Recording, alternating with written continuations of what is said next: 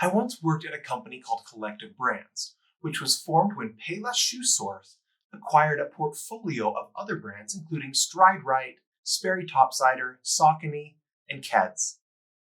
Although I was hired several years after the acquisition was done, they were still working to integrate the two businesses, the accounting systems, the communication, the supply chains. Oh, and the headquarters of the two different groups were 1,500 miles apart. Mergers and acquisitions are risky. They often fail. On average, when a new acquisition announcement is made, the stock price goes down. This is because so many acquisitions end up going badly. Investors understand that when an acquisition goes badly, they end up losing money. And so when an acquisition is announced, they react accordingly. So why are acquisitions so risky? Here are 7 challenges that companies face when pursuing acquisitions. Challenge number 1. I already mentioned that merging or integrating two companies together is very challenging, and this happens for a number of reasons. This can be due to geographic distance, cultural differences between the two companies. It can come because of leadership disagreements, the difficulty in merging financial and accounting softwares and systems. It can happen because of supply chain challenges. There are a lot of difficulties that can happen when you try to actually stick two companies together and make them be one. Many executives underestimate the difficulty and the expense that it will take to merge companies together. Challenge number 2 is a lack of good due diligence that executives take before making the acquisition. I worked at a company that struggled to have an acquisition work out. Ultimately, it failed, and the different parts of the company were split back apart because they really didn't belong together in the first place. The company had not done its due diligence prior to making the deal. I also worked at a semiconductor company that has made multiple successful acquisitions, including one while I was there. My team was involved in those decisions. We did a lot of the research, a lot of the due diligence to give our executives the information that they needed to make the right decision and to carry it out. We researched our competitors to understand their strengths and weaknesses. We knew about their finances. We understood what their technology differences were. We understood what they needed so that when we negotiated, we could make a deal that was beneficial to us, but also gave them what they needed. We did our due diligence, and because of that, those acquisitions ended up being successful. In one deal, we were able to buy equity in a manufacturing facility for about half of what it would have cost to have built on our own. For effective due diligence, companies should consider the cost of an acquisition and how to finance it, cultural and geographic distances, major tax and accounting consequences of combining multiple companies together, and the long-term challenges of building effective operations together. Executives should do their due diligence before making an acquisition.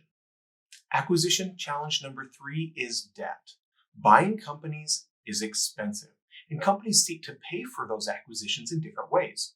One option is cash, but not very many companies have enough cash to be able to just go and acquire using that. So they sometimes issue new stock. That's an option. But another common way to finance an acquisition is through debt. And this can make the risk profile of a company a lot higher.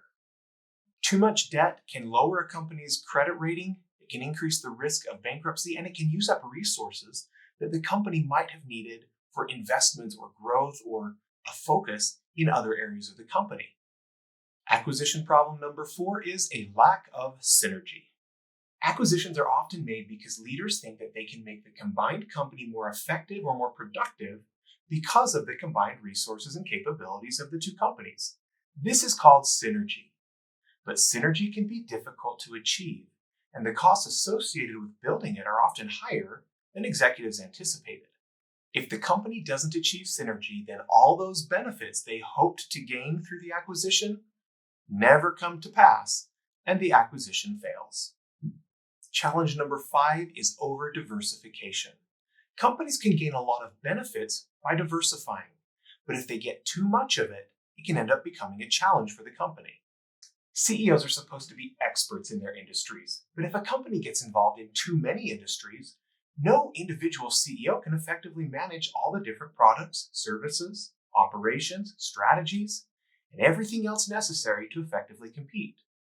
No individual CEO will have expertise in all of those different operations if it gets too big. Too much diversification can shift executives' focus from long-term growth that they understand to short-term results because they lack the depth of knowledge to direct the overly complicated company. Acquisition challenge number 6 is that executives forget to manage the company that they're already in charge of. Acquiring firms takes a lot of time. Executives have to look for acquisition targets. They have to research the deal to see if it's a good one. They have to prepare for negotiations. They have to oversee the integration after the deal is made. It takes a lot of time. It takes a lot of effort. And if companies or if executives get too focused on that, they forget to actually run the company they already have. When executives focus too much on acquisitions, company performance suffers.